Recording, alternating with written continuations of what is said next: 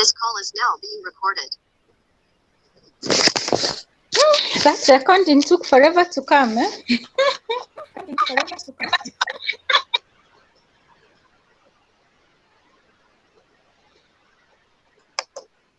Network seems to be down. Okay. Okay.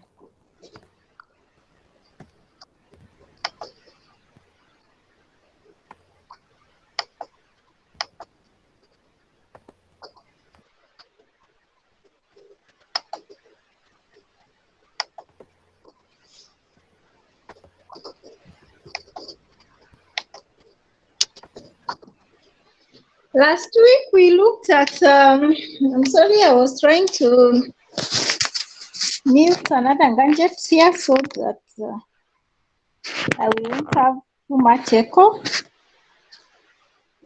Today we're starting on, my voice is not so good. I've been in classes, enough classes today. So I've been talking more than I talk on Mondays. But it's all well. I hope the voice is still good and clear the other side. Lakini imechoka sana leo. Pole sana, Doctor. Asante, asante. But today we are starting on common childhood diseases. And in particular, the gastrointestinal infections. So now we looked at childhood nose and throat infections last week. And this week we look at common childhood diseases. And today we will focus on the gastrointestinal infections.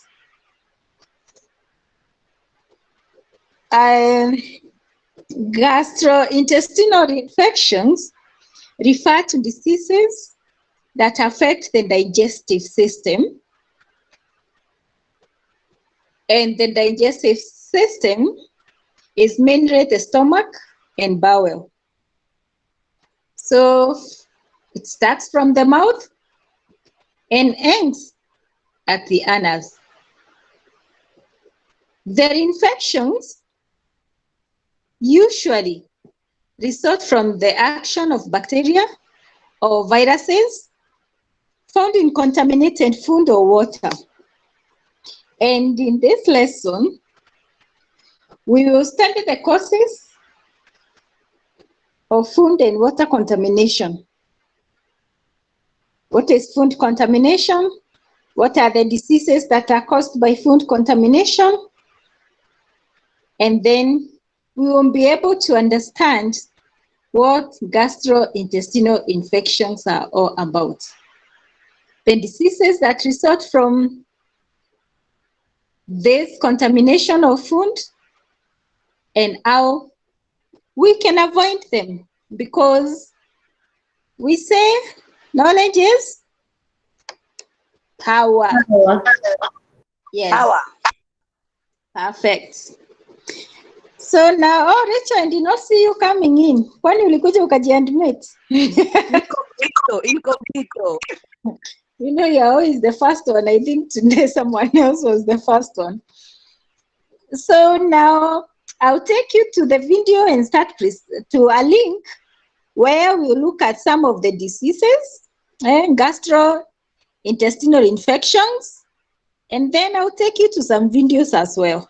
Everything will be to ground you and make sure you have the knowledge that you require. So I'll start presenting. I'm presenting my screen right now. Here we go. So I want to present this link. This one right here. Okay. This one talks about the disorders of the gastrointestinal tract. All right. And we have a disorder that is called the Crohn's rash. Every disease we sent last week, and disease is named after the person who discovered it, just like animals, snakes, and all that are named after people that discovered them. I have a friend of mine from the US called David Wanowski. We went to Malindi somewhere, and he discovered a unique lizard. And now that lizard is named after him. So it's a Wanowski lizard. So now these diseases are also named after people that discovered them. So the first one is what disease, and someone can tell us about it. Who do we go with this time? We can start with Rachel because she's on my list right here. It's called Crohn's rash. Yeah, and what about it? I don't know about it. I wanted to read. Yes. I read about it. It's a gastrointestinal tract disorder, and this disease is one of a group that are known collectively as inflammatory bowel disease. When you have this inflammatory bowel disease, just like unlike those others that cause inflammation, other diseases, the signs and symptoms of this one are not confined to the tract itself, like the image you can see right there. This man is having a rash on the knees. Okay, you can see the rash, and I believe you can. So that is one disease. Now, then we have, this is the one I've just shown you, and it can present on many other aspects. Then we have ulcerative colitis. This one is an inflammatory bowel disease, and it causes inflammation and ulcers, vinonda, the sores in the colon area, and also the rectum.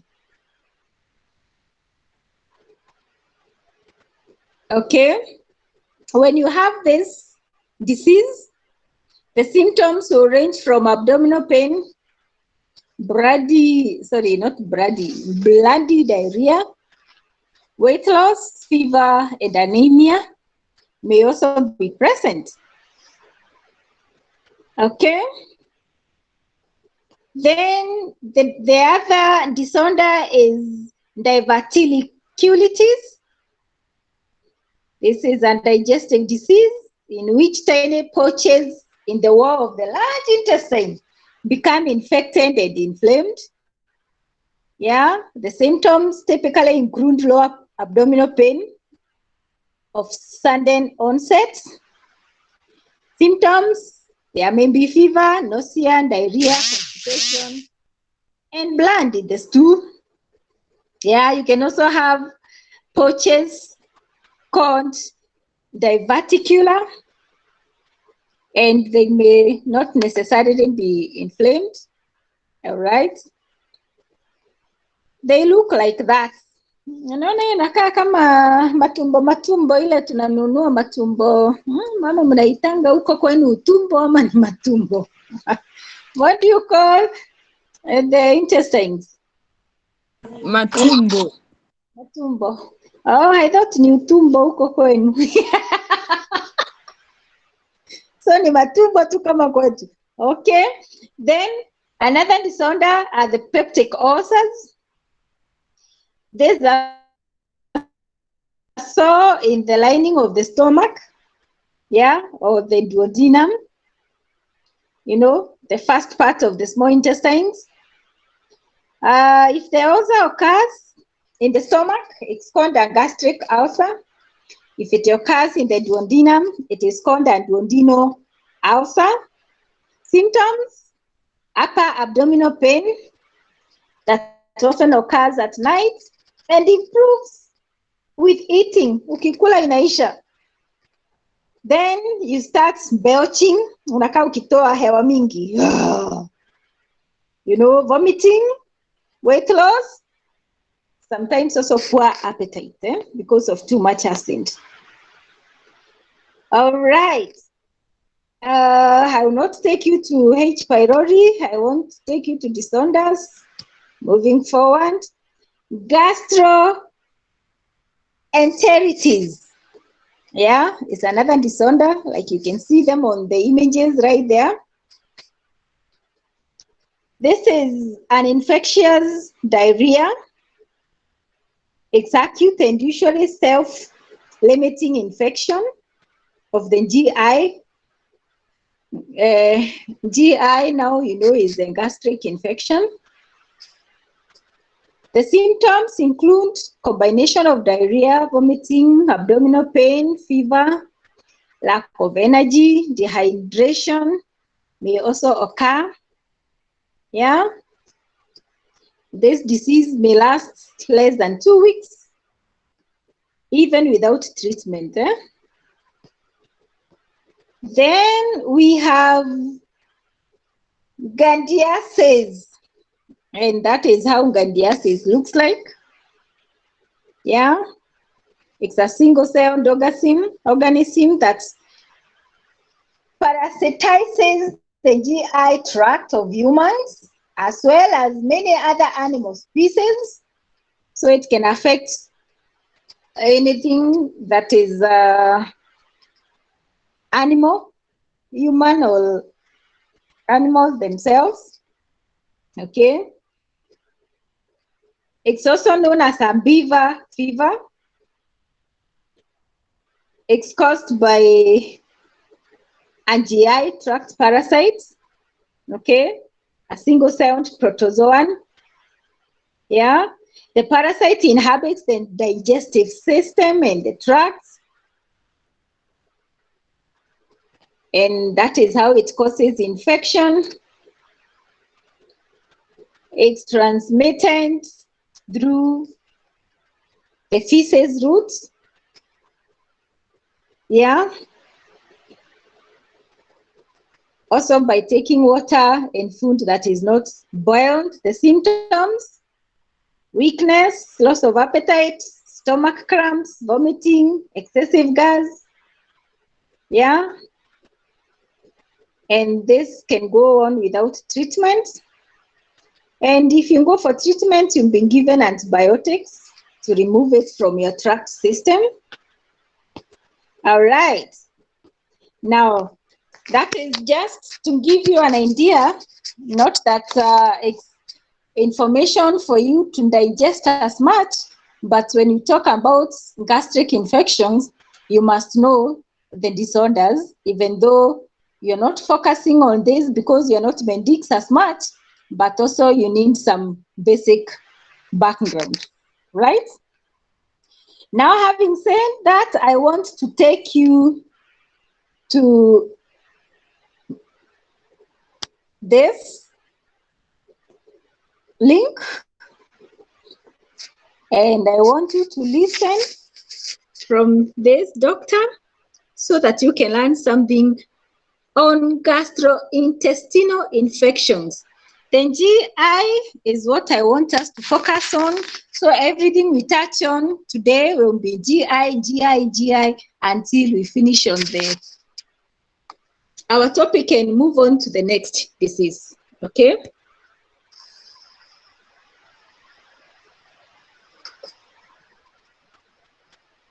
In this talk, we're going to talk about gastrointestinal infections, infections of the gastrointestinal tract. Now, I'm sure you already know that the gastrointestinal tract is essentially a tube, goes all the way from the mouth through to the anus, and it's open at those ends. And we put all sorts of things into it every day, huge amounts of bacteria going with food, we put utensils in it. So the potential for infection getting into the gastrointestinal tract is fairly high. And I think it's true to say that gastrointestinal infections are amongst the most common type of infections in the world. When you live in cold climates, you tend to get a lot of respiratory type infections, colds and influenza and things. In hotter climates, you tend to get a lot of gastrointestinal infections. So we're dealing with a very common type of infection. And in this talk, we're going to try and look at some of the general principles of gastrointestinal infections. Now, I'm sure you've all had this at one time or another. There's fairly typical groups of symptoms that go with it. Diarrhea is typical, watery, loose stools, diarrhea. And there's often an urgency to it. There's an urgency to the call to defecate. All of a sudden, you get an overwhelming desire to defecate because there's loose stool in the rectum. Very often, it's vomiting that goes with it as well. Diarrhea and vomiting often go together. Although vomiting is probably less common, and diarrhea being slightly more common, but very often the two, diarrhea and vomiting, go together. And there's a fairly typical abdominal pain goes with it. Very often it's what you call a colicky pain. There's maybe spasms. You can feel the gut sort of, feels like the gut's going into some sort of spasm, colicky, abdominal pains with it. And this, of course, makes you feel unwell. You get a malaise. Patient feels under the weather, unwell, abdominal pain, diarrhea. Occasionally, depending on the nature of the infection, the type of infecting organism, there can be a pyrexia, a temperature associated with the gastrointestinal infection. So fairly typical picture. I'm sure you've all experienced it at one time or another. Fairly unpleasant. Now, the other introductory thing to say is about the transmission of these gastrointestinal infections. Virtually always they're a fecal-oral transmission, typically from human feces to a human mouth, although it can be from animal feces as well. So fecal material is deposited into the environment, and typically this gets into the water supply. There's contamination of the water supply with sewage. This means that the bacteria from someone's feces gets into your mouth and makes you or the viruses, whatever the organism is. So contamination of food or water, or some other way that fecal residues get into the mouth. It could be through food, it could be through water, it could be through direct contact.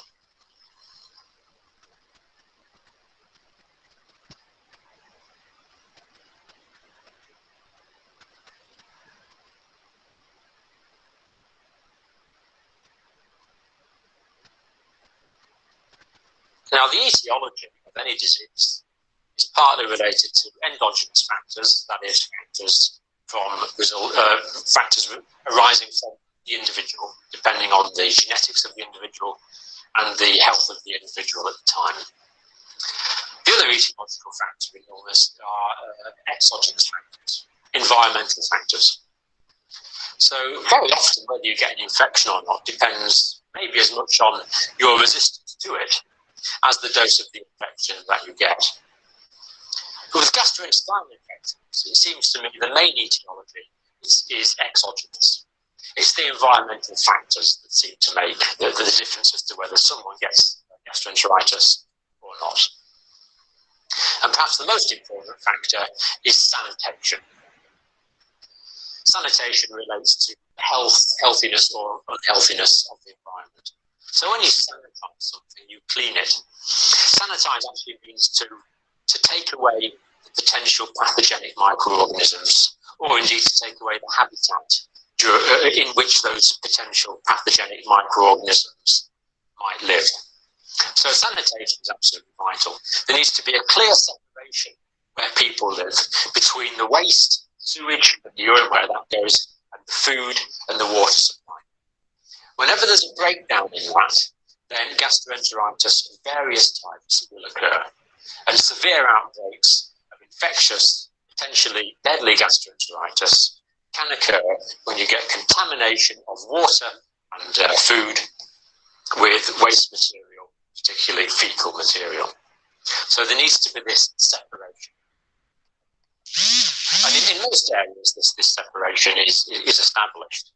But whenever there's a problem, like if there's a refugee situation or a disaster situation, and people are moved away from their homes into temporary accommodation, and the infrastructure of sewage water supply is not there, then there's the risk of cross-contamination occurring between the feces and the food in the water.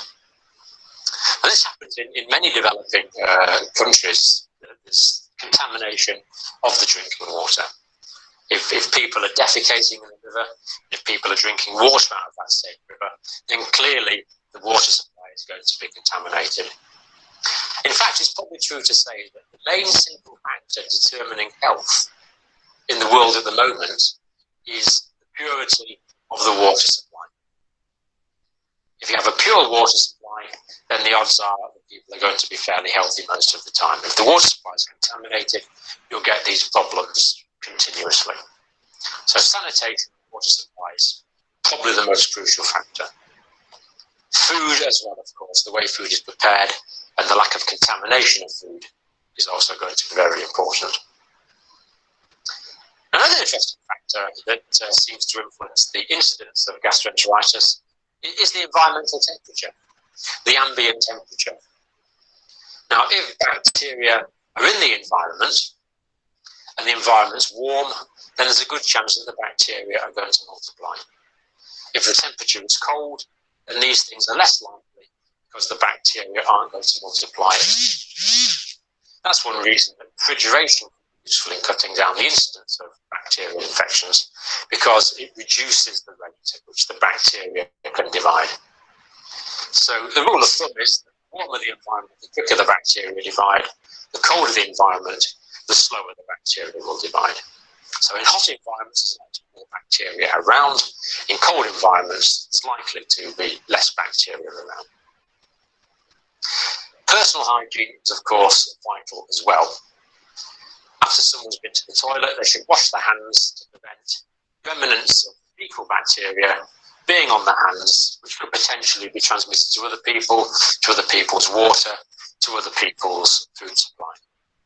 So personal hygiene, very important. Community hygiene, equally important, but these things hygiene needs to be paid attention to on an individual level and on a community level. And that's why the most simple, important factor influencing the health of children in the world is the educational level of the mother. If the mother is educated and she takes these factors into account, it's much more likely the child is going to be healthy. Mothers listening, if the mothers are educated, the children are less likely to suffer some of the gastro infections. If the mother is uneducated with illiterate mothers, then that has a harmful effect on the health of the child. So if you want healthy communities, education is all part of that. So transmission of gastroenteritis by water, by food, or by secondary spread. That means if someone has an infection, they can pass it directly onto someone else through physical contact. Indeed, sometimes by aerosolization. Well, vomit can cause aerosolization of pathogenic viruses and bacterial particles. So water, food, secondary spread. Try and prevent these infections from occurring by these good hygiene measures. And if they do occur, prevent them from spreading also by good hygiene measures.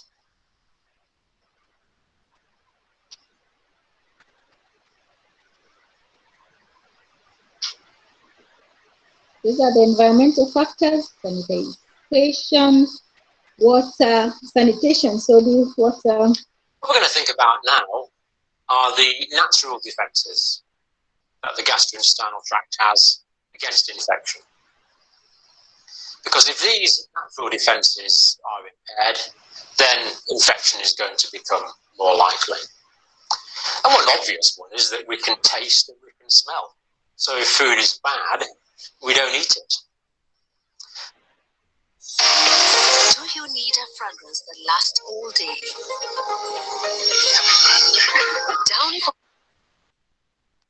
Sorry, that was an advert. But that was a very good lesson from the doctor right there. I wanted you to listen from that presentation so that you can confirm the things that we don't have to keep reinventing the wheel. The things that I'm telling you right here in Kenya, they're the things that other people are being told where they are. The only thing that the doctor has brought here is the difference in climates. Like his country, the climate is very cold, whereas for us here, the climate is warm. Okay? So now for us, these gastroinfections will be higher because of our warm climate. All right? Because now bacteria are able to thrive. I want to come in and talk a little bit more because I think that lecture was, the doctor was very clear and very specific. Is that correct or I'm mistaken?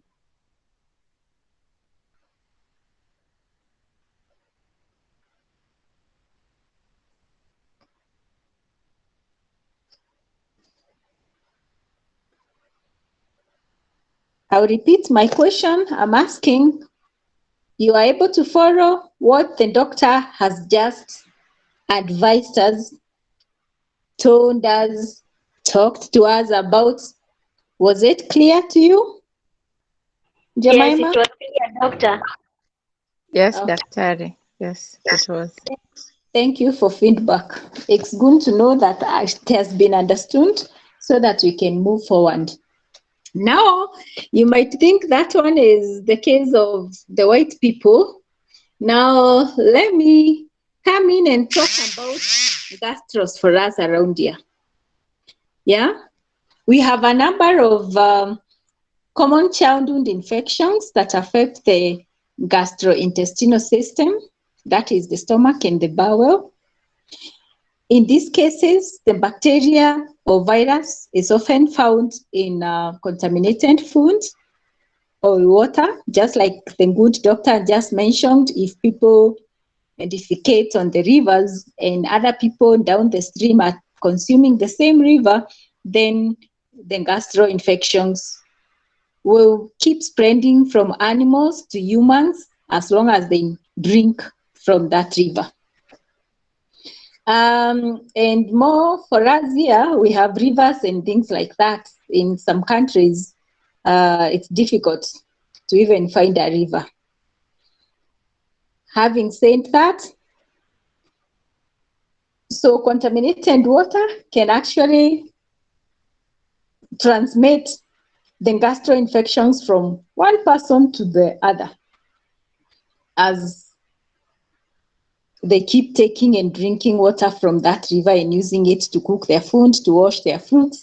Then it means they will keep having the infection. These viruses and bacteria are primarily transmitted when contaminated food, and I'm repeating what the good doctor has just told us, when contaminated food is not cooked or cleaned properly. So cooking is one. You can cook well, but the water is dirty. Then again, the plates you're serving food with might be cleaned, yes, but then the water that cleaned those plates has got gastroinfections in it. Or altogether, it's not cooked well and it's not cleaned properly. The other reason why bacteria and viruses are transmitted is when contaminated water is not treated properly. Yes, we have piped waters to our houses. I don't know in Mombasa, but in Nairobi and most urban areas, including your Mombasa town, I believe, and major towns, Malindi, Kilifi, water piping is done to the homes. So some people think because the water came direct from the tap, it's not contaminated because it was treated somewhere in a dam before it was released for people to consume. But yes, at the dam it was treated. But even as it comes, maybe the pipes are metallic and they're rusted. Maybe there's a broken pipe somewhere and dirt from earth, contaminated water from the environment is leaking into the pipe. So even though it was treated at the source, when it's getting to your house, it's no longer clean water anymore. So contaminated water will get to your house, and then you take it believing it's not contaminated, and you will have gastro infections. The third way that bacteria and viruses are transmitted is when there is direct contact with stool or defecation or the feces of an infected person. This might happen when a caregiver changes a child's diaper or assists a child with toileting. And in offering this help or this service, even a tiny amount of stool on a caregiver's hand may contain virus or bacteria, and it can infect that caregiver or other children under the custody of this caregiver if they directly touch their mouth or the mouth of the children or prepare food before washing their hands. The other way bacteria and viruses of the gastro system can get to humans is when there is indirect contact with infected stool. Indirect contact. This might happen when a person with a virus or bacteria on their hands touches an object. Yeah? A doorknob, the light switch, toys, cups, plates, spoons. You touch this one, you look at it, you put it down, you touch the other one, you realize it's not as straight or it's not as clean as you wanted or as beautiful as you want, you return it. And everyone keeps coming and touching, touching and going, coming and touching and going.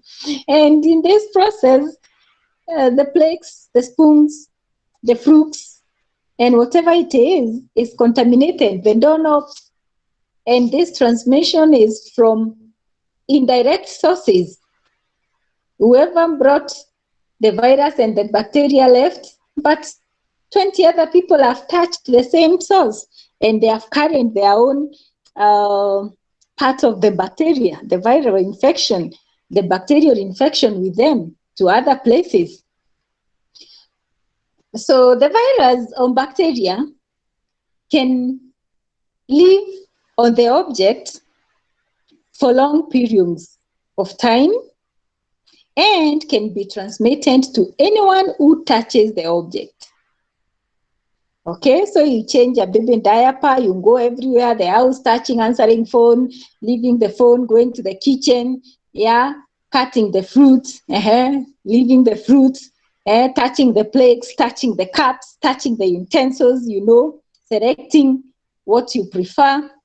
And in that case, indirectly, you contaminate other people with gastro infections. I'll give you examples of diseases that are spread in this manner. In the manner of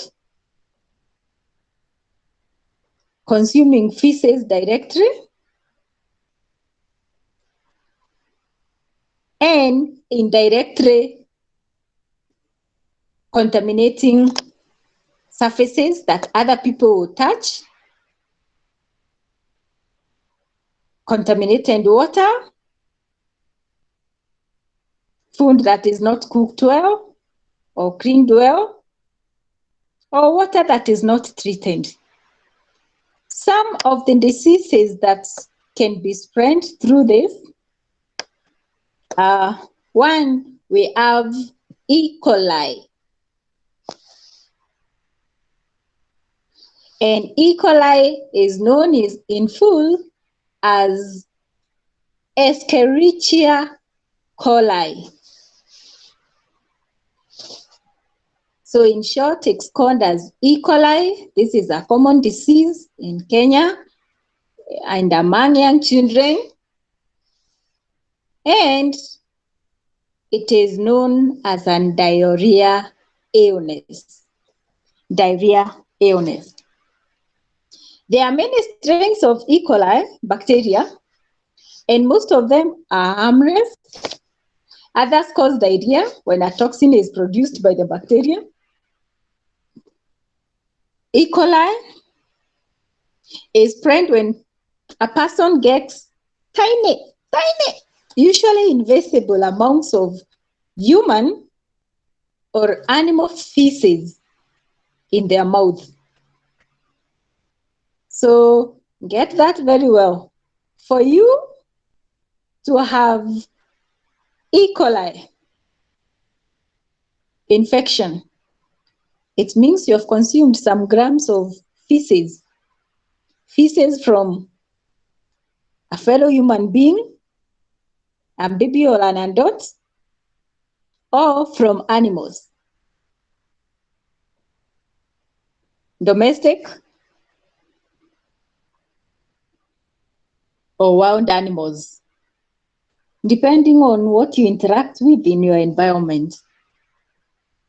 Now, it may also occur as a result of eating raw and cooked beef, no nyama. And you've seen this tendency with children, whereby when you're cutting meat, they come pick the uncooked pieces of meat and start chewing. So that one can give you E. coli. Eating raw fruits, yes, and vegetables that have not been washed or peeled properly and with clean hands, or washed with water that is contaminated. It can also come when drinking unpasteurized milk or even juice. You know, like the way you go to the supermarkets and juices are here, juices there from 24 hours, 48 hours, 72 hours. I don't know how long they keep it, but when you take that, then chances are you're going to get E. coli. Also, when you touch surfaces accidentally that is contaminated with stool from an infected person, toys, bathroom fixtures, such as taps. You know, everybody will touch that tap to open the water. Lighting switches, changing tables, diaper pails, especially when you go to pediatric hospitals, and so on and so forth. Signs and symptoms of E. coli infection may include loose, watery diarrhea that may change to bloody diarrhea. It can go mild and it can go to severe cramps. It can also cause vomiting and fever. And this fever is usually higher than 38 degrees, 38.5. So that tells you it's going to 39 because we can already round off that one. That's 8.5 is high. Yeah. Most people with E. coli infections recover completely within 5 to 7 days. Very young children and the elderly are more likely to develop severe illness from this, and also hemolytic uremic syndrome. We call it HUS. HUS is an acute disease characterized by hemolytic anemia, acute renal failure, which we also call uremia, and a low platelet count. Symptoms of HUS, hemolytic uremic syndrome, may include decreased urine output. Kidogo tunatoka. Kienda kukojoa, unapata tumetoka, unashindwa. Ai, uto tumakojoa tu ndio nilikuwa nimebeba. So decreased urine output, irritation, of course in the urinal area, fatigue, and the skin can also be pale. Royce, mute your mic, okay? Recovery is usually spontaneous, but a child may need hospitalization and dialysis during acute illness. About 5 to 10% of people who develop HUS, hemolytic uremic syndrome, that is HUS, will eventually die. Children between the ages of 6 months and 4 years are likely to develop this HUS. Caregivers should exclude the child from school when they get this infection, and child care should be given until diarrhea has stopped. In addition, any individual with symptoms from food handling and child care should be excluded. You know, you don't, because once they come handling food, like they're cooking in the hospitality industry, or their caregivers, they're attending to children in school, chances are the disease will be spread.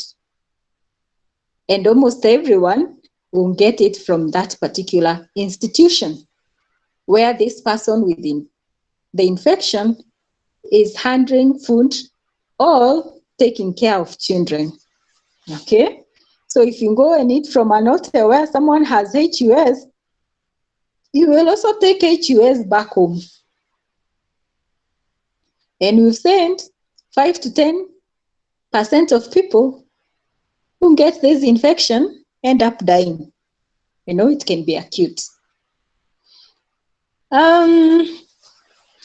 This is why there is a requirement that people handling food should keep getting a medical report. I think even for teachers handling children, they need to keep getting a medical report, because the same infection going to the food is also the same infection that can be spread anywhere. We've seen from doorknobs to taps to sink, name it, okay? Including touching baby clothing and so on and so forth. And from touching them, you're touching their hands, you're touching their nose, you're touching their face, you're touching their mouth, and they end up getting this viral infection going on.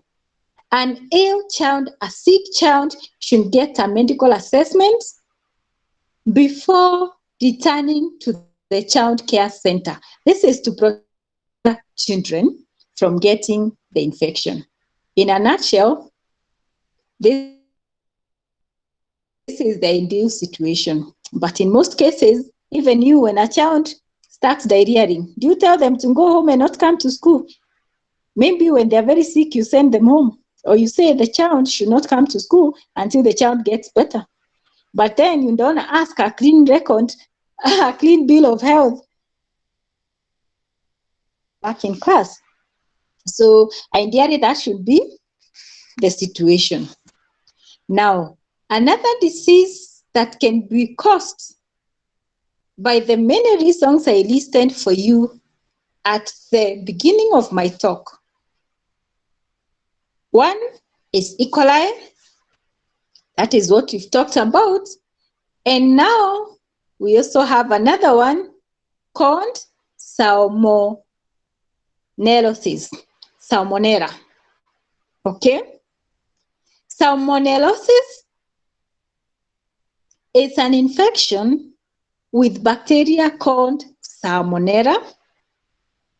There are many different kinds of Salmonella bacteria.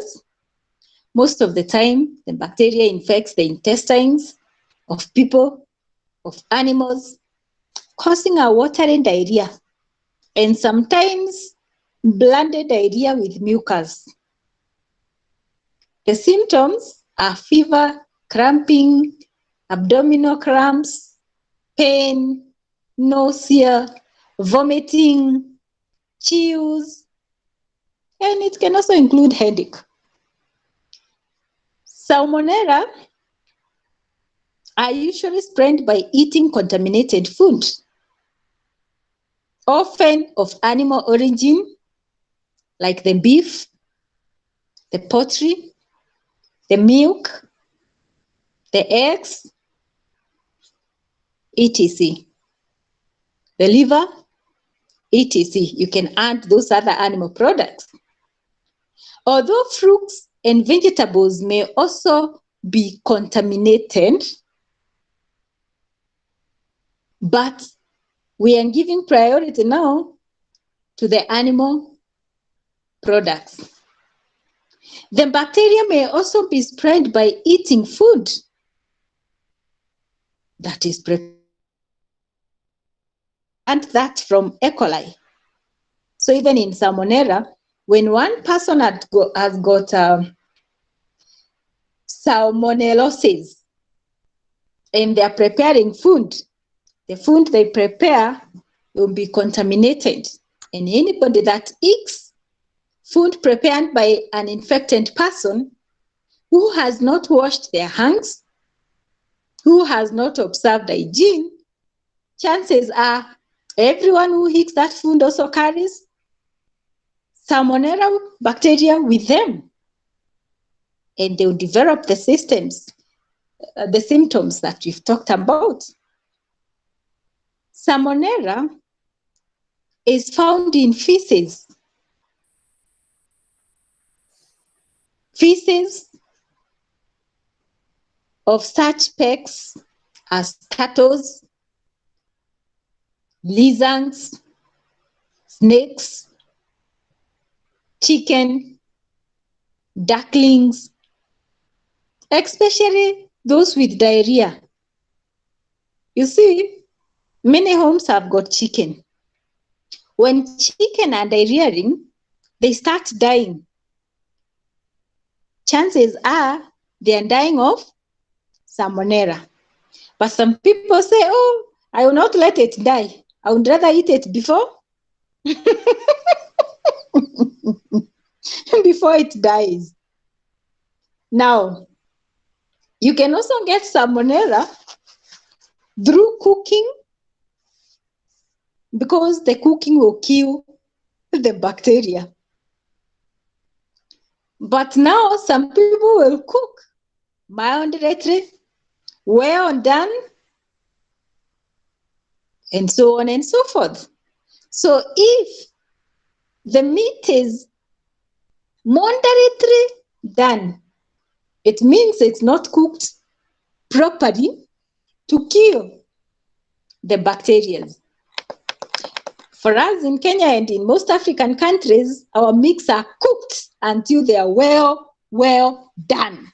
Not well done to the extent they are burnt, but they are cooked properly. You cannot find any blood inside them. Most of the moderately done meats are actually bloody. They have blood, especially near the bones. And most white people like eating it that way. Yeah. Then there come other people like me and you that go for well done. And there are also those others that prefer it burnt, you know, roasted, mpaka ikaungua. Overcooked, that is. So now there we are. Salmonella infections usually last 5 to 7 days. Imagine you passing watery stool for a whole week. And it can resolve or end by itself without you taking medication, without treatment, that is. However, then diarrhea may be so severe that the person may need to be hospitalized and treated with antibiotics to prevent the bacteria from spreading into the bloodstream. Because it's not a joke passing loose too, sometimes with it's bloody and it has mucus for 7 days. I would rather go and take medication instead of sitting there saying, it will clear in 7 days. At least it can go a maximum of 5 days, a maximum of 7 days, and a minimum of 5 days. So you keep it. You know? So it's always good to have it checked, because then it can progress from just a simple infection to a serious disease. Okay? Infants and people with weakened immune system, like mine is very low, so I wouldn't want to take chances. Weakened immune systems are more likely to develop severe diseases. So you can't wait at you are diarrheaing the whole day, you've not gone to see a doctor. Go see a doctor and find out what else is going to happen, you know. Infected children, not what will happen so that we can get treatment. Infected children should be excluded from school, from the early childhood centers, until 48 hours after last episode of vomiting and diarrhea. So the last vomit you vomit, yeah, ukika without vomiting after the last one, and now you count 1 hour, 2 hours, 3 hours, and it goes to 2 days, then it means it has stopped. So you cannot spread that disease anymore. So you can be allowed back to the center. But if you diarrhea with other kings here, when this diarrhea comes, like the doctor told us, the spasms may not even allow you to get to the toilet. It's already out because it's a very watery fluid that's coming out. So your clothes are soiled, the seats are soiled, the floor is soiled. Everyone that touches the surfaces this child has interacted with will definitely get the same. So allow them back in school when they are clean from vomiting and diarrheaing, at least for a whole 2 days. So 1 day is 24 hours, another day is 24 hours. So 2 days will make 48 hours. So you can use that one as a measure, as a gauge. Yeah, but sometimes parents may lie because they want to go work or there is no one to leave the child at home with. So use other parameters to actually confirm the child is well. Okay, you can even ask the child the last time they vomited, and you can understand. So that you protect the other children. That is the most important thing you're doing. You're protecting the other children from infections, you know. All right. The child should be taken, this child with the symptoms, the individuals, whether also caregivers, having the symptoms from food handling, they also should be excluded from child care services for 48 hours.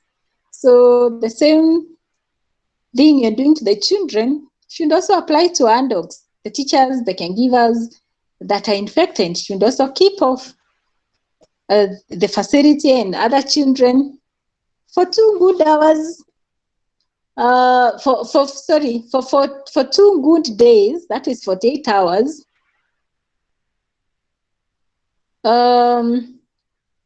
after their last vomit and their last diarrhea, of being clean.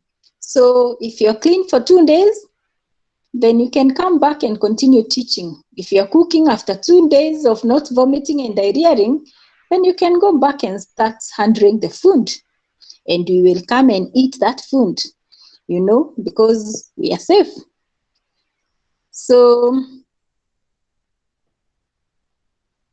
you can also test the diarrhea by taking a stool culture test to actually verify what is happening with the diarrhea. So if you take the stool culture test and it comes out negative, after the diarrhea has stopped, then again, medically, that is proving that you're good. You can go back to other children, you can go back to work, you can go back to cooking and handling food. In that case, all shall be well. So we've looked at E. coli and we've looked at Salmonella. Before I proceed to another disease, I want to confirm that all of you are with me. Mariana, are we together? Doctor, we are together. Thank you for feedback. Maureen, Karimi, are we together? Yes, doctor. Thank you for that feedback. Teresa, are we together? Yes, doctor, we are together. Thank you for feedback. I just sampled those few because it has been I'm the one talking. It's easy to have everybody leave the class when they're, because physically you're not with me, and leave your gadget there. And I will assume I will have people in class. So it's good that you're all there. Then another disease of gastric infection that can be spread through contaminated food, contaminated water, poorly cooked food, poor hygiene, and all those reasons we gave up there. I want us to look at diarrhea. So we've looked at E. coli, we've looked at Salmonella. Now we look at diarrhea. Okay? This is the condition of having 3 or more loose or liquid bowel movements per day. 3 or more liquid stool being passed out of your system per day. Yeah?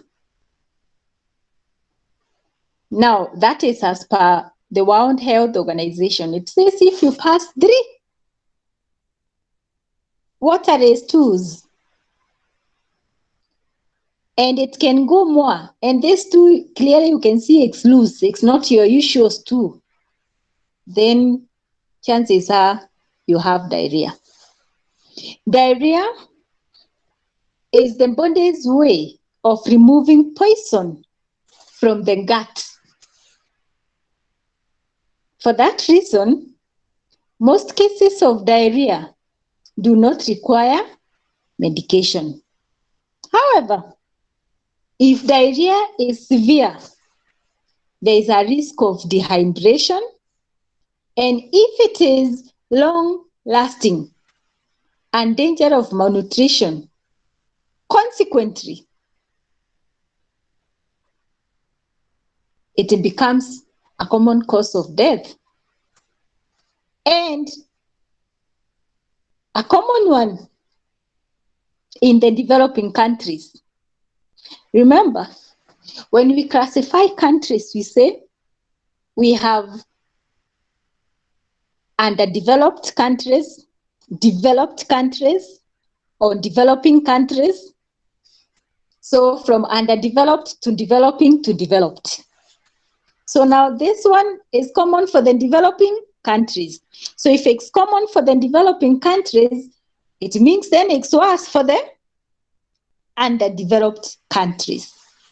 In Kenya, in Africa, falls in the two categories, developing and underdeveloped. Now, when we talk about infant deaths being the most common, and that is our case in our countries that are developing and underdeveloped, then we should really analyze the situation. Okay? Dehydration may also be life-threatening. When you're diarrheaing and when you're vomiting, you lose a lot of water and you become dehydrated. Dehydration may be life-threatening to people who have impaired immunity, including even those that have good immune. Because you're losing your water, you become dehydrated and you're not replacing it as much as it's coming out. It should therefore be treated using oral rehydration salts. They are normally called OR. So the ORs are there so that they can help children to stop the dehydration. And this ORS is basically salts and zinc tablets that have been dissolved. Now, let me connect my gadget to power. It might go off before we're done. 1 minute. So then now we look at the causes of infections, the causes of infectious diarrhea. What makes the children diarrhea? Yeah, because this diarrhea we've seen, it's killing so many people, so many infants. In fact, if there is a diarrhea outbreak, it's a serious pandemic. So the causes of infectious diarrhea, 1, viruses. And viruses are the most common causes of diarrhea in children, especially children under 5 years. Yeah? And this is because now of the rotavirus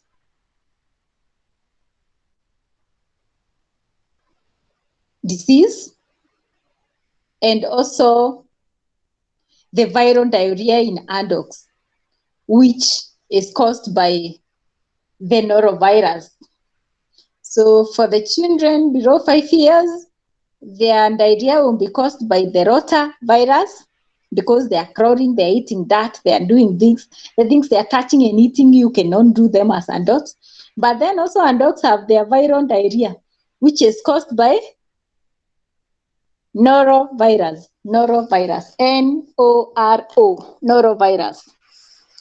Okay, so don't forget those 2 bacteria that can make one dehydrated. The rotavirus for the kids and the norovirus for the adults, the norovirus. The second cause of infectious diarrhea is bacteria. And the bacteria that we are talking about here, just like the viruses, whereby we have the rotavirus leading in children diarrhea infections, and then norovirus leading in adult diarrhea infections. Bacteria also comes in categories. We have Campylobacter, yeah, Campylobacter. We have Salmonella. We have Shigella. And we also have some strains of E. coli. I think I will type those bacteria for you on the chat, so that when my Kimeru accent comes in, you're not left wondering, alikuwa anasema nini, kizungu gani hiyo? Kizungu Kimeru.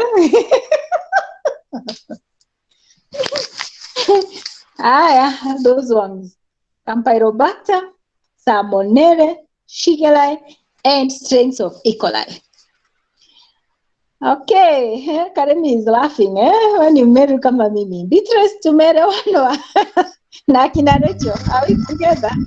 Yes, we are. Yes. All right. Okay, perfect. So now, having said these ones are bacteria that can also cause infections.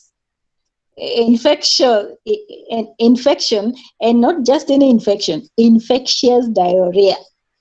Okay, so these are the ones responsible.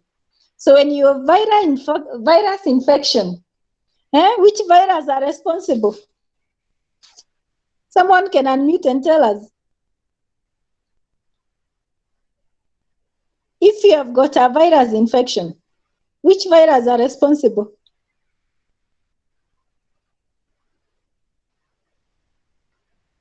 Allah, I just told you. Norovirus. Norovirus, Rotavirus. Rotavirus for children.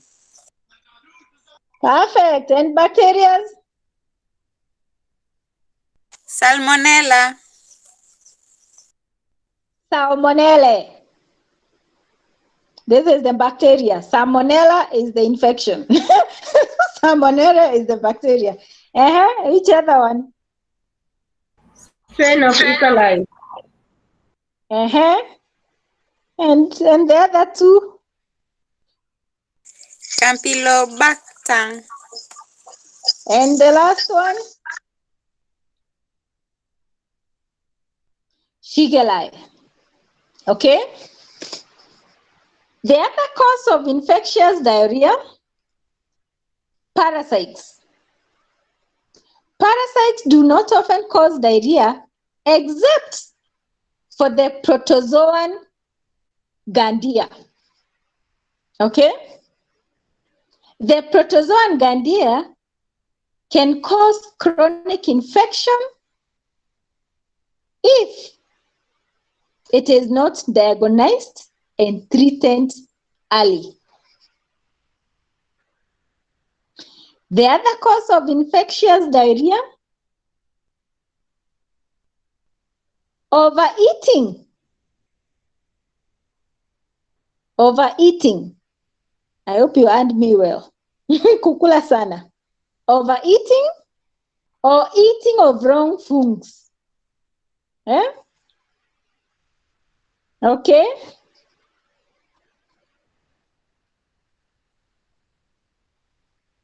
That one will cause intestinal tract, fermentation of food, because now, ni kama ukijaza maji, it's like taking food and inserting it in a bottle and you cover it. It can't go down, it can't go up. So it stays there until it starts to rot and it gets fermented. Okay? The other cause of infectious diarrhea, nervous irritability, emotional strain or stress in adults, and fright in children can lead to nervous irritability. And that can make you diarrhea. And the body does not know how to deal with this irritable,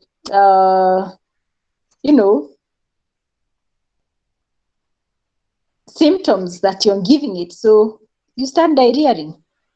So too much nervous can lead to diarrheaing. Then use of antibiotics. When you use antibiotic drugs, by the time a dose is done, or midway of the dose, you may start diarrheaing. So you don't worry, you know it's a reaction of the antibiotics it's expectant. Some people will diarrhea. Excessive intake of laxatives.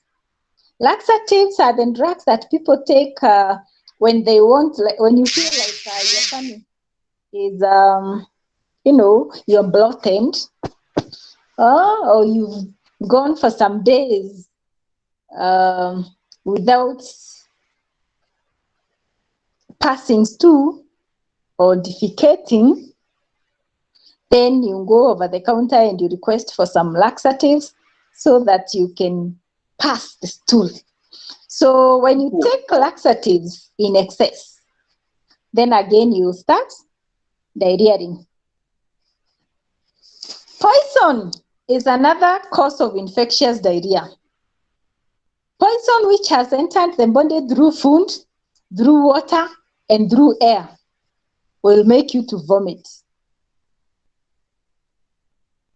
Another cause of infectious diarrhea, allergies. Allergies to certain substances or even common foods such as milk, wheat, eggs, seafoods may give you allergies that actually will make you diarrhea. Pass loose stool. And lastly,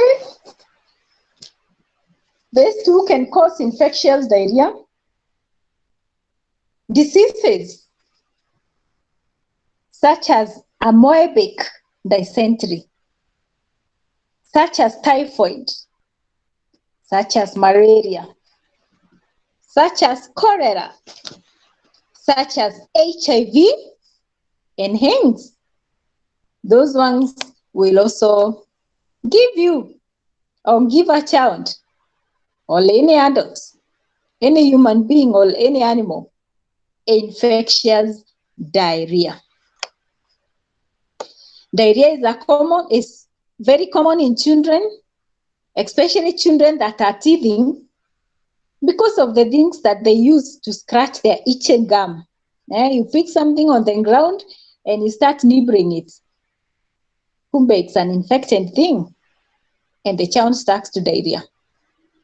Children pick on anything hand to help relieve the itchiness, and sometimes the things they pick to scratch their itching gums are dirty. And then they don't know I should get something clean to rub my gum with. The itchiness has come. Now, anything you can find, even if it's full of mud, you'll put it in your mouth and start scratching your gum. You know, it's an impulse. It's a reflex. And you cannot stop it. It's therefore important for those caregivers to remember that diarrhea, that the diarrhea can come when children are teething. And because of that, they should provide sanitized items that children can chew in their play toys. They can sanitize them. They can also give them things like carrots, a clean piece of carrot, so that when they feel that itchiness, they want to reach for something, the carrot will be right here before they go dig in the ground to get something to help themselves. So we need to know this so that we can plan ahead. When they are teething, we expect them to bite a lot of things. Teething children should therefore be given hand clean things. And I've mentioned an example of carrots. If you're giving them soothers, sanitize them. If you're giving them a toy, make sure it's safe, it won't hurt their gum, and it's also clean. Okay, so at the end of the day, if it's toys, you keep sanitizing and washing them, because they will also cause diarrhea if they're dirty, even though you've provided them. Symptoms of diarrhea: passing loose, watery stool, and we've said if it is more than 3 times a day. Once is not diarrhea, twice is not diarrhea. World Health Organization tells us if it's 3 times or more. Okay? Maybe you'll ask what if it's 2.5. The good thing there is no 1.5, okay? Now, a sense of urgency to have a bowel movement. No, from nowhere. You have this urgency to pass your bowel. Your bowel wants to move. You go to the toilet, you come back, and then before you sit again, it wants to move. So urgently. Bloating and cramping of stomach. These are symptoms. The child may also become dehydrated. We've already mentioned this. As a result, resulting in the lips and skin appearing dry, because of all the water is going out through the loose stool that the child is passing every other second. You should be aware that it's possible to avoid serious complications of dehydration by recognizing its early signs and symptoms and getting quick medical attention. Remember that dehydration is most common when the child is losing more fluids, either by vomiting a lot or having frequent diarrhea.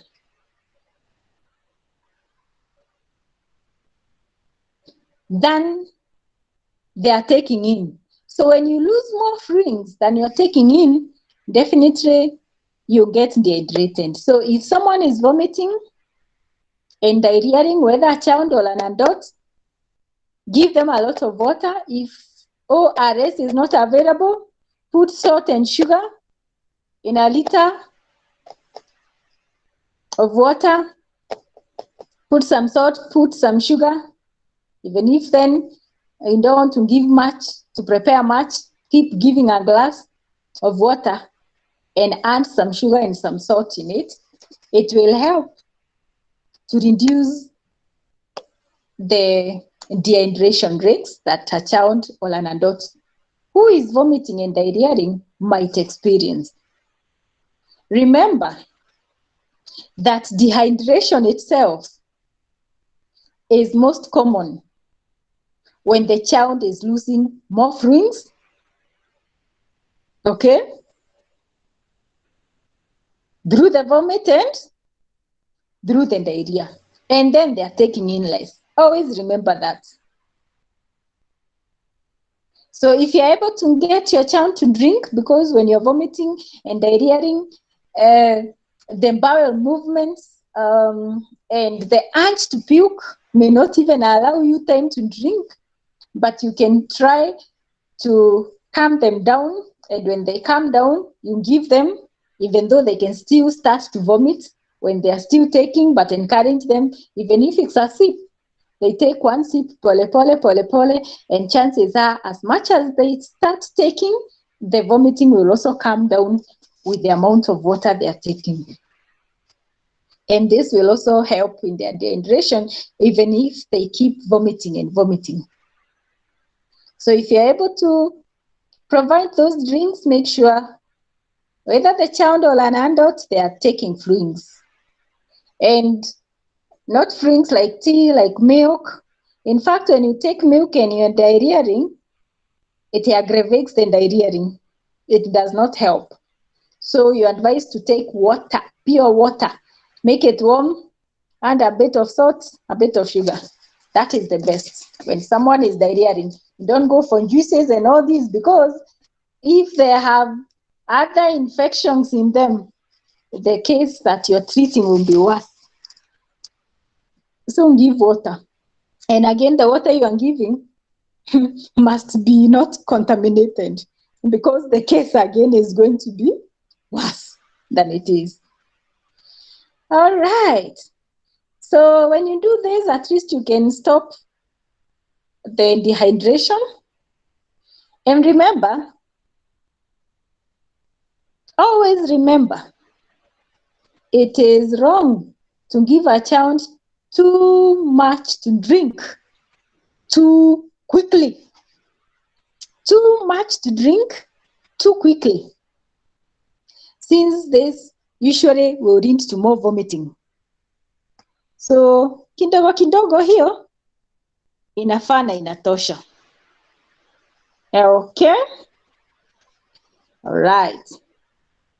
Then now, what should a caregiver do when this caregiver notices that the child has diarrhea? Let's say now this one is an infant. Not 5 years, not 6 years. This is an infant, 2 years. What should you do? One, if you're the caregiver, and most caregivers for the infants are basically mothers, continue breastfeeding if that child is breastfeeding. Continue feeding the child as normal, number 2. Number 3, give the child plenty of fluids, especially water. 4, take the child to hospital or clinic or the nearest health center who will give a prepared oral dehydration solution, ORS, to replace the lost body fluids and salts. That is because maybe you will not know how much salt and how much sugar will be good. So ORS is already prepared with the right quantities. Yeah, and we have ORS for children and we have ORS for adults. And lastly, prepare and give the child a salt sugar solution to help the body to balance. Salt sugar, si use sugar peke yake ama salt peke yake. It has to be salt and sugar, and you do both. Why? To help the body to balance. To prepare this oral rehydration solution, the ORS, at home, you should follow the following directions because utauliza. So now how much sugar, how much salt, how much water capacity?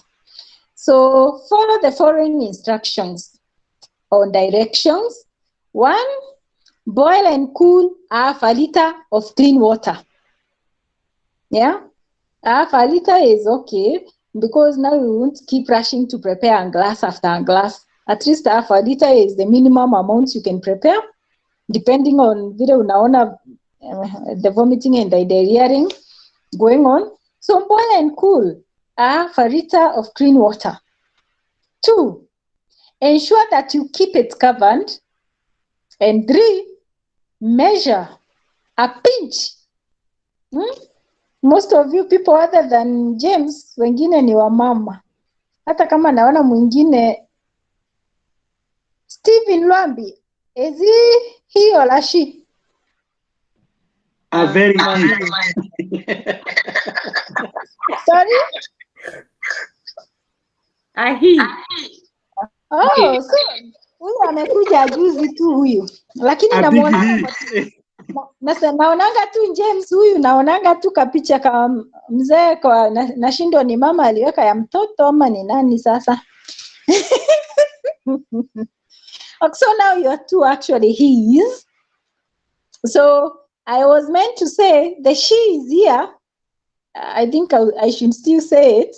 You learn from them. Don't worry, wako kwa nyumba zenu. They know how to measure a pinch of salt. A pinch. Yeah? Put your thumb and your index finger together. No. Yeah, your thumb and your pointing finger. You know, the authority finger. When you put them together, that is how you pick the salt. That is a pinch. So measure a pinch of salt and then a handful of sugar. Put in the cup with the water and stir and give the child. Remember, salt inakunywangwa in very small amounts. That's why for salt it's a pinch and the sugar is a handful. Keep the remaining solution covered in a container. Now, when you prepare this solution, you're not supposed to take it after 1 day. So the next day, prepare another solution. So this solution can last 1 day, but in the next day, you can prepare another solution. Okay? And then you follow the same procedure. Yeah. So now those are those 3 diseases or 4? 3. E. coli, Salmonella, and diarrhea. Now I want to take you to the 4th one. And this one is the stomach flu. The stomach flu. The stomach flu is unrelated to influenza virus, and it's also unrelated to regular flu that can cause a cough, a runny nose, fever, and body aches.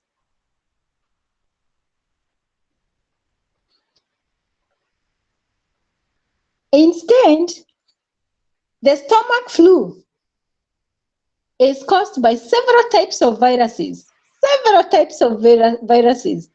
and this includes, we've looked at them previously, noroviruses and rotavirus. And it includes symptoms such as nausea, vomiting, fever, abdominal cramps, diarrhea, headache, chills, muscle aches, etc. Royce, mute your mic so that the video to some at isikuje kuwa na kelele sometime, even when it's being processed. Royce, mute your mic.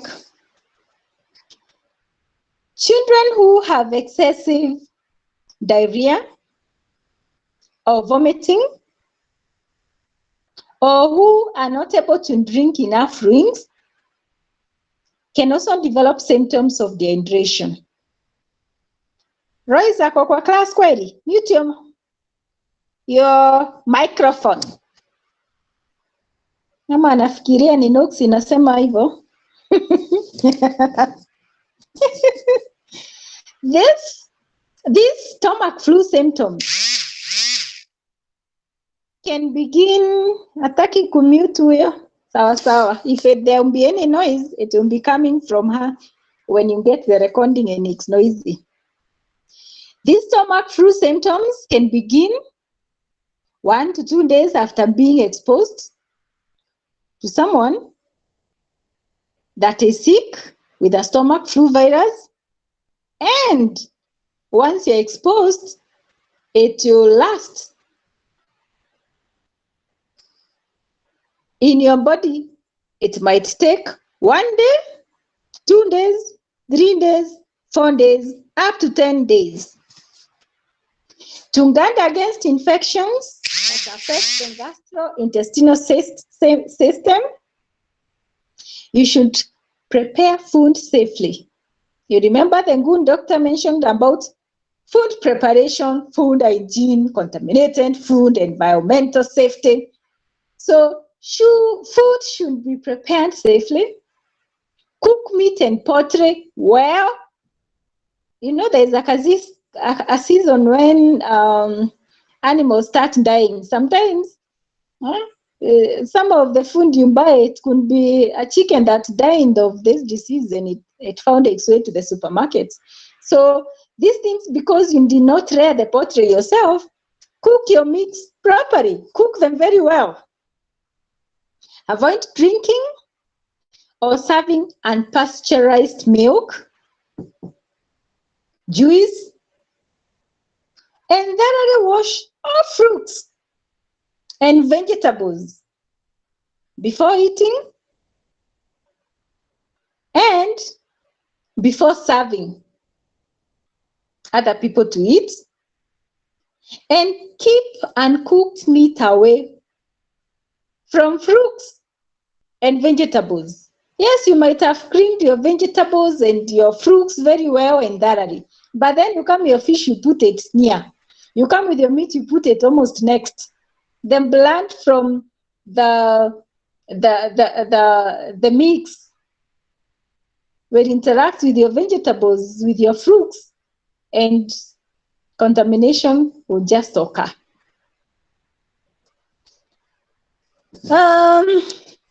In addition, wear disposable gloves anytime your hands may come into contact with blood or body fluid.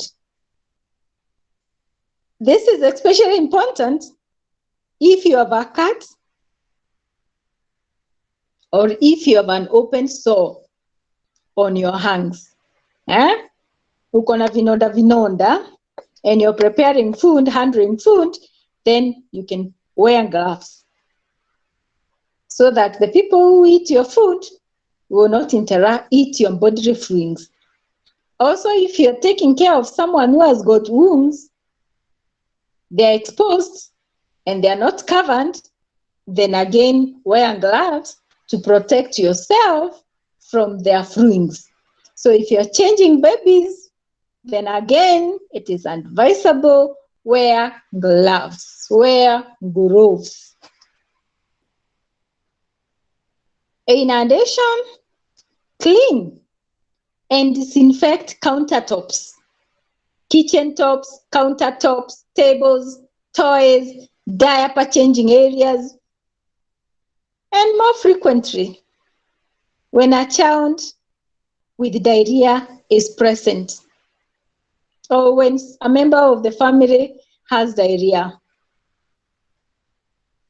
Even when a caregiver who is a teacher or just giving care has diarrhea, again, disinfect frequently. In addition, use household rubber gloves when cleaning or sanitizing. Disinfect surfaces using diluted bleach solution. You know, GK is very good in killing bacteria. Ukiangalia in the Rebel, they say it kills 99% or 100% of bacteria. 99%. 99%. And those that are not sure, enda chukua mtungi yako ya jik uangalie. Utaona. All right. I will post on the link how you should, the formula of mixing, of preparing the solution of jik and water for disinfectant, for disinfecting surfaces. Leo nimeongea mpaka nimechoka, my tongue is heavy, hata sauti inapotea. Nitajua sijui. I had an addition class today. Yenye sikuangi nayo. So leo ni kuongea na kuongea. Yeah, that is the formula I've given you on the chart. So that formula is the one you can use to dilute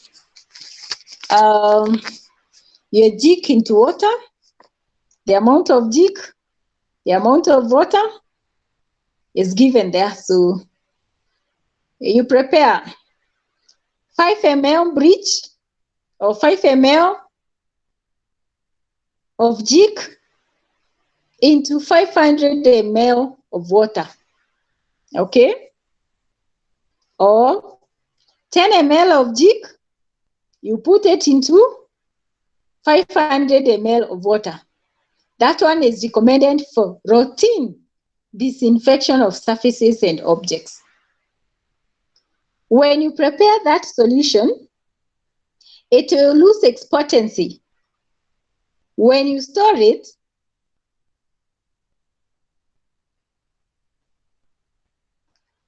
for more than 1 day. So if you prepare a solution, it will lose its effectiveness after 24 hours. So usifikirie juu ni njik itaishi hapo, una dilute au tank unaweka hapo. It will lose its potency after 24 hours. So make sure whatever you've prepared cleans the house and cleans the clothes in that particular day, and also do another mixture for the next day. I hope that formula will be able to help you to know how to dilute your solutions, to make your solutions for disinfecting surfaces, washing clothes, and also for cleaning the toys, including the basins and bathtubs, or whatever it is that you use to hold the water for your bath, or the bath of the children or the family members, whether in a hospital, in a school, or in a home setup. Organic material, such as blood or stool, inactivates breach. So if you've prepared any solution, whether it's Jik, whether it's Dettol, whether it's whatever it is that you're using that is sent to kill bacteria 100%, and blood or stool finds its way there, hiyo imeisha. The power is gone. Prepare another one. So don't keep using the same dirty water ati mnashinda kuchota hapo kama when you go for car wash. Imagine inawekwa pale and everybody comes with their dirty container and dipping it, and that one you cannot say it's still potent. The potency is gone. The stool and the blood that went into that water has already inactivated the breach, okay, or the solution. A surface that is contaminated with blood or with stool must be cleaned with water and detergent before now you start disinfecting. Because ati unakuja na njiki unamwaga kama kojoa hapo, kwa pupu hapo, hakuna kitu umefanya. That urine and that stool and that blood has already inactivated. So ati umeua germs sasa unaosha. Wewe ndio utabaki wewe na hizo germs hapo na mikono yako. So always give this guidance. It's not common knowledge that everybody knows that actually whether it's Dettol or Jik or wherever you are using, hizo zingine zinaitwa aje, kuna mingi naziona tu, sijui Savlon, sijui nini. Whatever it is you're using, as long as there is a drop of blood or some portion of blood, even if it's more than one drop, or there is two, or there is urine, tengeneza solution ingine sasa. Hiyo, consider that just plain water, alafu now you can come and disinfect bandai. And so if the caregiver, the cleaner is not aware, they'll think they have already disinfected the place and the place is as dirty as hell. So I think those are the diseases that I wanted us to look at. And then I think I will, do we continue or do we stop here? Because now we will go to the next disease, which the malaria now. I want us to look at malaria, but we are done with gastrointestinal infections. So do we do malaria? Do we take a rest? What is the proposal? And meanwhile, maybe have I finished giving you some videos? No, I'll give you 2 videos so that I ground you more on this. Yeah? You cannot afford to remain the same. There must be a change, hasn't it? Yeah. When you go somewhere, we send health education and health practices. you have to keep giving education and ensuring there is a change in the practice.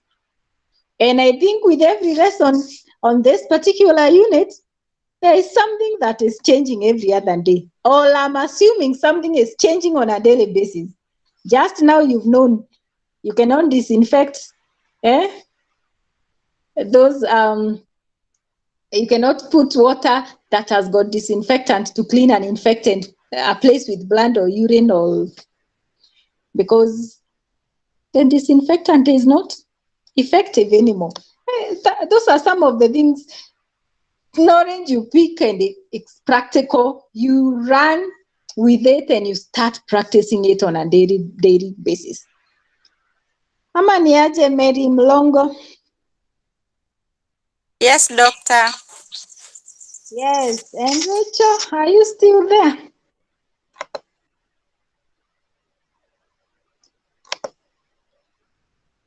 Rachel, hayuko hapo? Ameenda wapi? Nico, I'm there. Frida Rachel hii? Yes, daktari. You are there. Jennifer?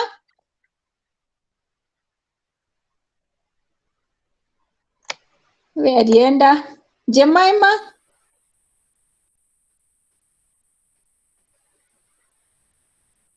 Jemima is there.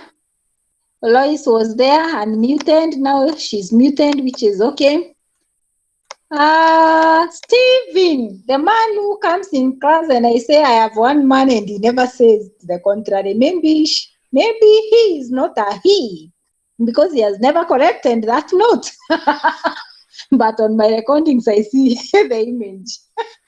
But he never says anything. It's okay, Lois. Stephen, mbona uongeangi kwa hii klasi yangu wewe?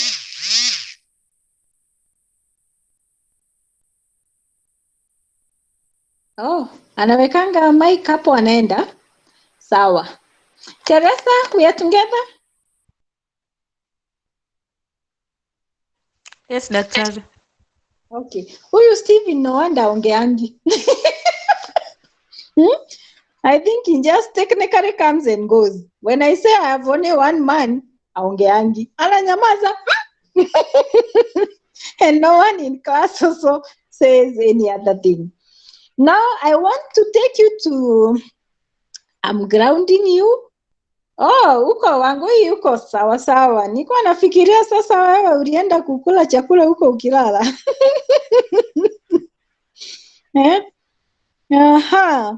I want to take you to another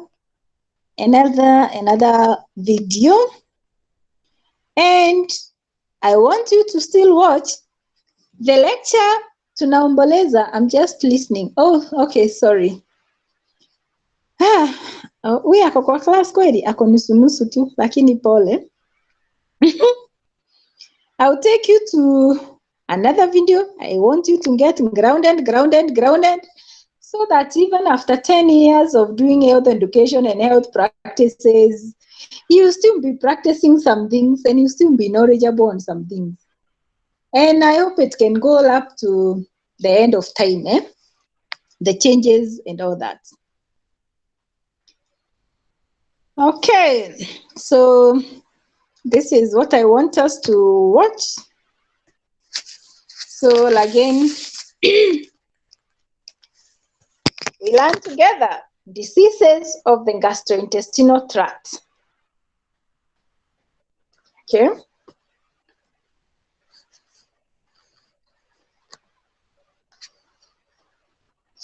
Hey guys, in this video, I'm going to talk about a field that seems to be taking the world by storm. I mean, this field is probably one of the fastest growing fields of research that I can think of in microbiology and immunology. And really what we're talking about here is the gut microbiota. Everybody seems to be interested in this one these days. You know, how your gastrointestinal health seems to be directly related to the microorganisms that live there, and we're really just barely beginning to get an appreciation for how important these little bugs that live inside us are to our health. And it seems to have ramifications on everything for not only your GI health, but your intelligence, cognitive functions. There's a whole concept surrounding the gut-brain axis that's becoming really important. Cardiovascular health. I mean, really, the more and more we learn about it, the more important it seems to be. And that was, well after everybody decided they needed probiotics, and Jamie Lee Curtis started sitting on a couch and telling people to eat yogurt. So in this video, I'm just going to barely scratch the surface of the type of organisms that live in the microbiota, that make up the microbiota of your gastrointestinal tract. And I'm also going to introduce some concepts of kind of chronic and long-term clinical diseases that affect the gastrointestinal tract. All right, so as I just kind of alluded to, the microflora within our gastrointestinal tract play incredibly important roles in our health. It's long been appreciated the role that they play in host defense. So the role they play in protecting us from basically infectious gastroenteritis, and also the role that it plays in digestion. I mean, these organisms are good at breaking down food and helping us metabolize different products, and also helping us with our nutritional requirements. The types of organisms that are found in your gastrointestinal tract and the amount of organisms that you find in the gastrointestinal tract varies by location. And I should also point out that this video is literally talking about organisms in your gastrointestinal tract. This doesn't mean that some of these organisms wouldn't be found in other mucosal sites, for example, in the vaginal tract or in the respiratory tract, or that it wouldn't be part of like the commensals that live on our skin. But in this video, I'm strictly discussing gastrointestinal tract microflora. We actually have microflora that live all over our body. We are actually more bug than man, if you take it just on straight numbers. But in this case, we're just talking about the GI tract. So I'm going to start at the top and work our way out, okay? So starting at the stomach. So I don't think many people really think about the fact that there are actually bugs that live in the stomach. I think we kind of, begin thinking about the stomach as an area of very low pH. And it's so acidic, what could possibly survive there? Well, actually, a lot of things survive there. There are approximately 10 to the third colony-forming units per ml in your stomach, so that's quite a lot of organisms. The predominant organisms are going to be organisms that are able to survive the harsh pH of the stomach. Think about it, any organism that lives at any point in your gastrointestinal tract past your stomach had to survive that pH somehow. It had to get through, okay? So the predominant organisms are actually Streptococci, Lactobacillus. So Lactobacillus is actually the organism that if you are taking a probiotic, it probably does have a lot of Lactobacillus in it. There are also different types of fungi that occasionally live within the gastrointestinal tract there. And then you're going to have what I kind of call the oral anaerobes. So these are organisms that, we tend to ingest or live in our oral cavity in some way that then can make their way down. A big one for this one would be Peptostreptococcus, Fusobacterium. And then the other one that I want to point out here is Bacteroides. Bacteroides, I typically talk about later in kind of a medical education. It tends to be something that I associate with complications because while Bacteroides can live very happily in your colon, it is also, and in your stomach, it is also a mechanism for abscess formation and intraperitoneal infection. So I'll talk more about Bacteroides, and I have kind of a separate video to talk about Bacteroides, but Bacteroides is one of the organisms that is found in the stomach. As I already mentioned, major host defense is basically the low pH of the stomach. So this defense can actually be broken in a couple of different ways, though, which promote the growth of microorganisms within it. So one way to break kind of this low pH defense is gastrectomy. The other ways to think about it are frequent antacid use, okay? So part of the reason our stomach has such a low pH is that we have significant acid production, right, within the stomach. That just makes sense, all right? But if you have heartburn and you're constantly, you know, popping those antacid tablets, eventually you're going to manage to increase the pH in the stomach. When you increase the pH in the stomach, a wider variety of microorganisms are going to be able to survive in that environment. All right, so that's the stomach. Now let's move on to the small bowel. Okay, so the small bowel, small intestines, so somewhere in and about here. It has a similar makeup to the stomach, pretty much until you hit the distal ileum. Okay, so once you hit the distal ileum, then we see a little bit of a change. And the real change once we get to this area is that we're going to see more anaerobes and more gram-negative organisms. Now, as I already talked about, there are some gram-negative organisms and anaerobes that live in the stomach. But what I'm saying is that as we go further into the gastrointestinal tract and oxygen becomes more limiting, we're actually going to see kind of a shift in predominance, okay? We also are going to see an increase in the amount of organisms that live in the small bowel, okay? So the number of organisms in the small bowel is about 10 to the 5th to 10 to the 6th CFUs per mil. In this case, there's kind of a couple major host defenses. The big major host defense is that we have a change in pH. So remember, in the stomach, it's a low pH, somewhere around 2 to 3. By the time you reach the end of the small bowel, that pH can be as high as 11. So you need an organism that can get through this, acidic whiplash that it has to survive. So the pH actually acts as a microorganism selection tool because organisms will survive at the pH that they like best. The organisms are kind of moved through the gastrointestinal tract and kind of contained by the tight junctions of the epithelium. Because remember, your gastrointestinal tract is essentially a tube, okay? One long tube from mouth to anus, all right? Organisms are allowed to live within the tube. We want them there. They help us with host defense and all sorts of other things.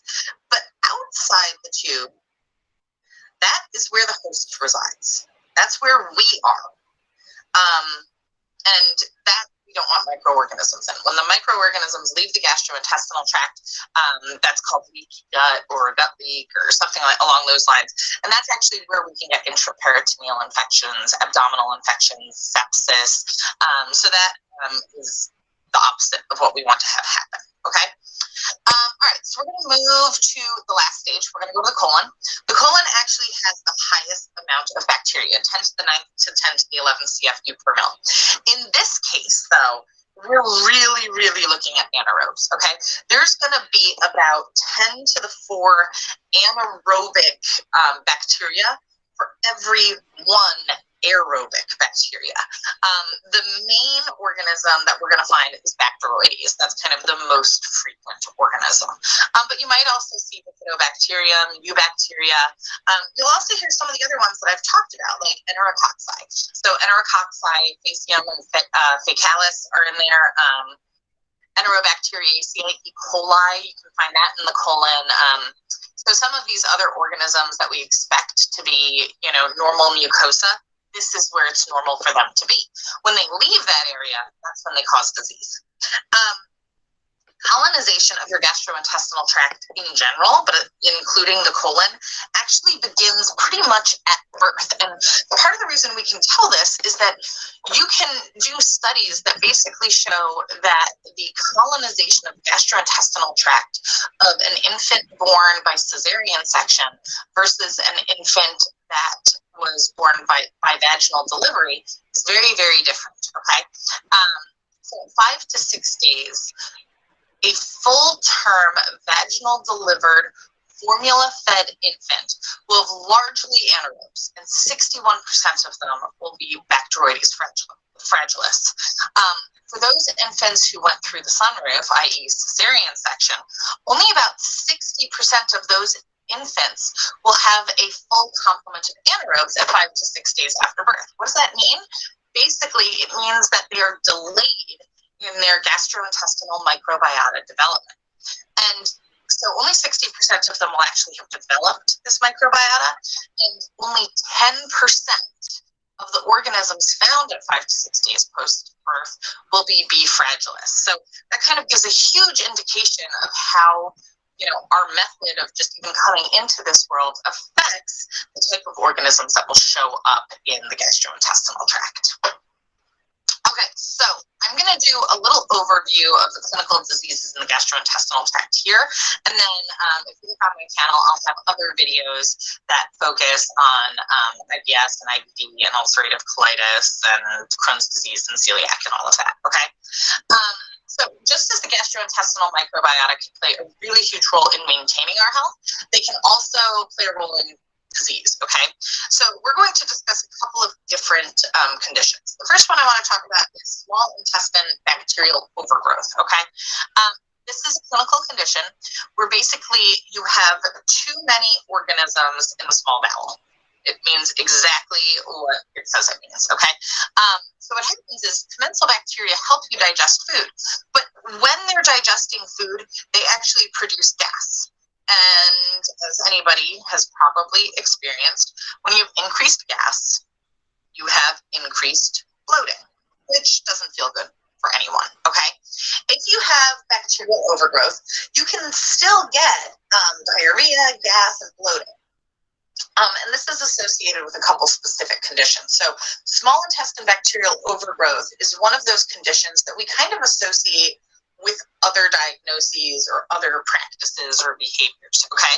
So a patient with cirrhosis, they are more likely to experience small intestine bacterial overgrowth. Additionally, this small intestine bacterial overgrowth is associated with malabsorption conditions. This can be a bit of a chicken or egg scenario. So do you have malabsorption because you don't have the right bacteria to help you digest and absorb, or did you already have a malabsorption issue and now the wrong bacteria are growing too quickly? It's kind of a difficult thing to figure out. Chronic malnutrition will also lead to small intestine bacterial overgrowth. So just like I was saying with malabsorption, if you're not eating the right foods, eating foods is part of how we feed our gastrointestinal tract. So if you're not eating, that's kind of a problem. If you had a significant small bowel resection, you've pretty much disturbed the ecology of your gastrointestinal tract, okay? And that can lead to changes in the types of organisms that grow. So it's kind of like introducing a new predator into the wild. You're going to change the type of animals that live there. Same thing goes for your gastrointestinal tract. The other thing that could lead to it is basically if you had abdominal irradiation. And kind of same thing here. You've killed off a bunch of the organisms that normally live there, and now something else is growing back, and it's growing back out of order, okay? So what we most often see with small intestine bacterial overgrowth syndrome is basically that you have colonization of two organisms, coliforms, or two types of organisms, and Anaerobes. These are associated with some abnormalities, but when you have anaerobes becoming a larger part of the small bowel flora, especially associated with like stasis, then you have significant intestinal malabsorption. You can also have fat malabsorption. So fat malabsorption, this is a pretty common abnormality. So fat malabsorption, you're likely to see a patient that is going to have like some steatorrhea. So with fat malabsorption, we're pretty much expecting that there's been some sort of deconjugation of bile salts by anaerobes. So your main culprits here are basically an overgrowth of Bacteroides. So everybody has some Bacteroides, but this has too much. Bifidobacterium is another big culprit for that. The Anaerobes and Clostridia all have this enzyme system that's going to mess with the conjugation of bile salt. Okay, the last one I'll talk about is B12 malabsorption. This is another thing that we associate with overgrowth. Basically, B12 often will bind to bacteria instead of host cells. So if you have too many organisms growing in your small intestine, those organisms are going to eat up the vitamin B12 before you can. So you wind up B12 deficient because your microbiota is eating your B12. Kind of weird. Okay. All right, so there are a couple other diseases that are kind of classic gastrointestinal diseases. First one I'll mention is C. difficile. Just kind of a side note, C. difficile for years was known as Clostridium difficile. It was recently recharacterized, so now it's sometimes called Clostridioides difficile. I think you'll hear people say both names. That's kind of the kicker about micro. We want to reorganize things, and the rest of the world goes, no, you can't. So you might hear it either way. This is going to lead to massive amounts of watery, foul-smelling diarrhea. It's associated with antibiotic use, and I've got a whole separate video on that. Celiac disease is a inappropriate reaction to gluten. It is really only associated with people with two haplotypes, HLA-DQ2.5 or DQ8. If you're not HLA-DQ2.5 or HLA-8, it's unlikely that it's actually celiac, even if many people may still feel better when they don't eat gluten. But really, this is gluten intolerance. Irritable bowel syndrome. Irritable bowel syndrome is not really IBD. It is associated with inflammation and certain food sensitivities. And then IBD is irritable bowel disorder or disease. There are two phenotypes of that, Crohn's and ulcerative colitis. And I have videos that go into each of those. The main thing I'll say is that they differ in their location. So Crohn's can kind of be anywhere throughout the body, whereas ulcerative colitis we expect to see in the colon. And then the pathology is different as well. So with Crohn's, you're going to see what's called skip lesions, so kind of a cobblestoning pattern of inflammation, whereas ulcerative colitis is normally continuous. So that's kind of a quick overview of the normal microbiota of the gastrointestinal tract and the things that potentially could go wrong within it. Okay. You've learned a lot from our presenter there, and I want to take you to the last one. You've learned that now these bacteria that we are referring to, we have many. Yeah. Now we talked about what can cause diseases. We talked about disorders. My talk was on disorders. The doctor that spoke took you through what happens. Digestive tract is staggeringly complicated. What happens in your GI? And the other doctor right here, who is a specialist also on GI, and now GI, you know, is the short of gastric infections. She has talked about now microflora. And she has told you that actually on the long pipe that starts from the mouth at the throat, going all the way to your anus, that pipe has got organisms that live there. And these organisms that live on that gut, on that pipe, we need them. So that's why she went into details to tell us when now you have an infection, what happens? Yeah? And what happens now when you eat something that multiplies the organisms that they're supposed to be, or kills those organisms that are supposed to be there? Because when there is more of them and less of them, then something is going to happen to your physical body. So in my talk, I did not go into that detail, but now she has even broadened your thinking by talking about the microflora. And she has focused on the stomach, the small bowel, and the colon. And the microorganisms to be in each of those places. In the stomach, she talked about Streptococcus, which we mentioned in another topic somewhere. She has talked about lactobacillus, fungi, and also bacterioids. And then she has gone on to say what happens in the bowel and what happens in the colon. When is there balance? When is there no balance? What makes you get gas?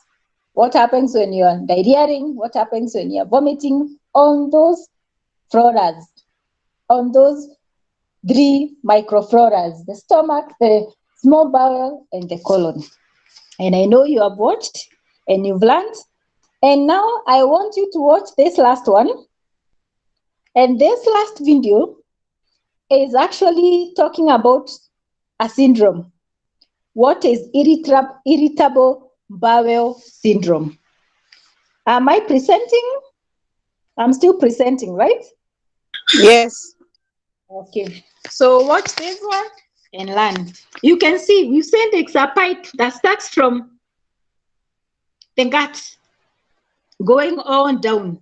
So that image you're seeing, that pipe from that goes down past the chest to the tummy, that thing that looks like a kidney or like a bean is your tummy.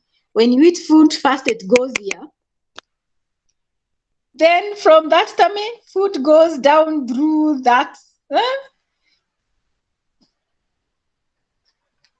those intestines. It must go through, meander with it until it goes to the anus, because different processes of digestion will happen there. Absorption of what has been digested will also be done there. So this is a very important aspect of our body that we need to focus on. So this video is telling you what happens when you have a disonder in your GI, okay? So remember the disorders I talked about? I gave you some disorders. I did not give much details other than symptoms and treatment. But now this is the only video I've given you. You can also get others to broaden your experience. So watch this one and learn.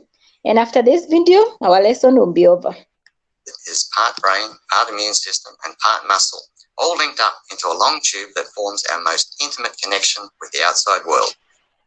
Each bite of food we take gets ground up and mixed with salivary enzymes in your mouth before travelling down the esophagus to your stomach.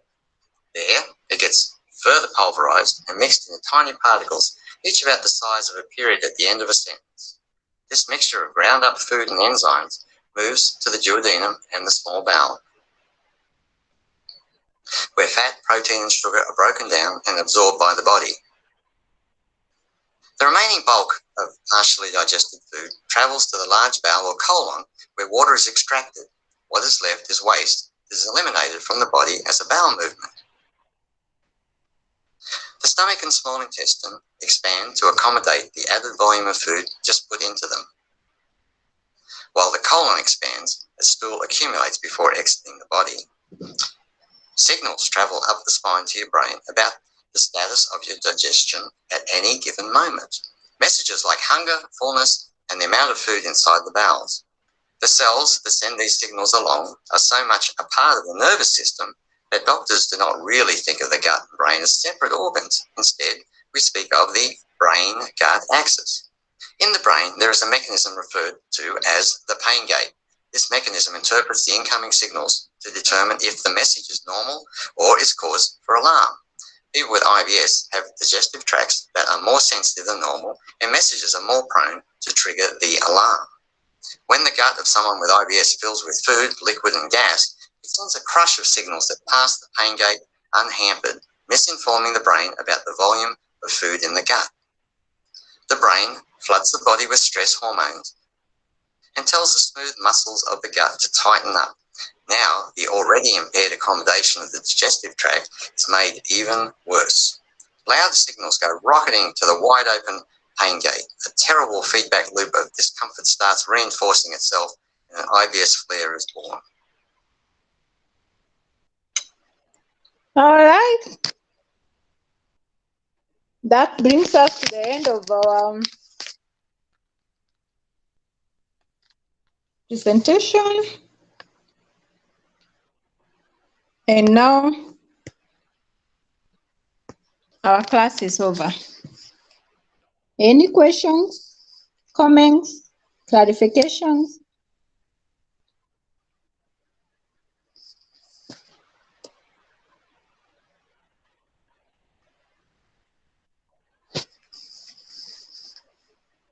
Nothing? Okay. Mary, what have you learned today?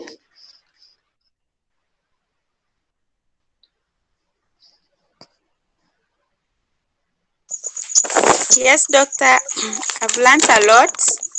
Uh-huh. I've learned about the gastrointestinal infection, the various gastrointestinal infections, their signs and symptoms, and also how to prevent them. Thank you, doctor, for taking us through. Yes. We are grateful. Thank you. I saw you only participated in my verbal talk. And from the videos, what have you learned? Okay, at least she has told us what she has learned. So I want to hear what Beatrice you've learned from the videos.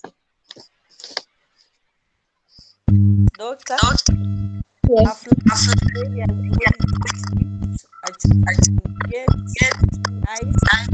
like for example, contaminated food and also contaminated water are the major causes of the GIs that are very sensitive on children. Thank you. And Rachel?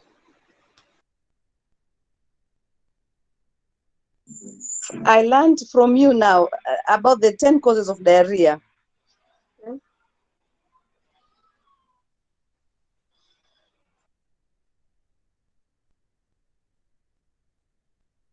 Next one, Mariana?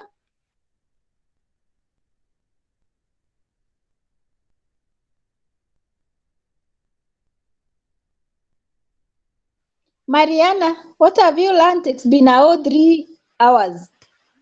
Yes, doctor. I've learned a lot about the infections,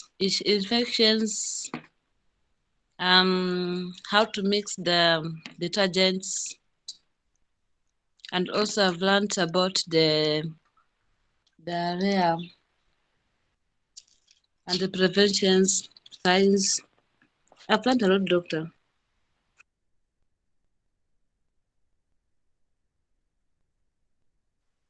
Abby, what have you learned that has not been said?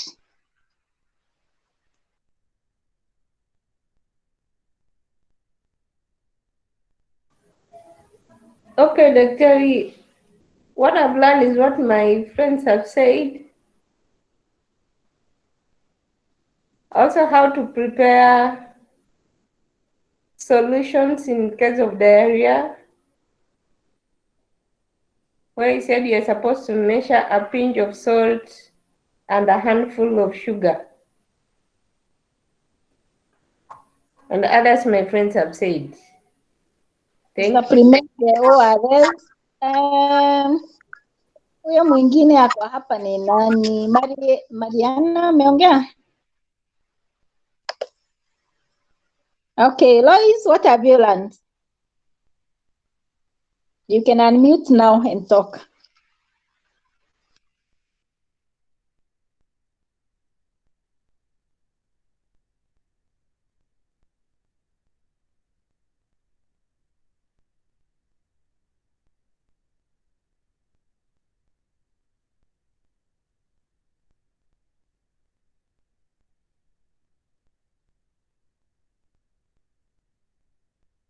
Jennifer Wangui, what have you learned?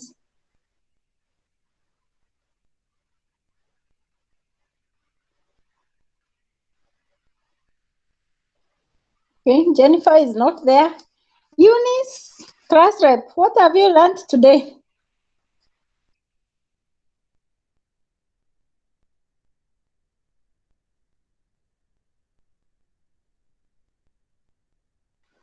Eunice alienda wapi? Anyway, let me end this class because the recording is too long already. Have a very a blessed week. Continue. The only things that you've not mentioned are the gastric disorders. That was the very first video. The link I took you was on gastric disorders, and the last video was a physical presentation of a gastric disorder. Yeah?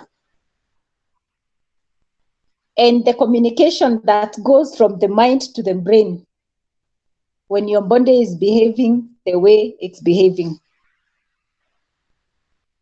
And the lady took us through the microflora. And I think that was enough grounding.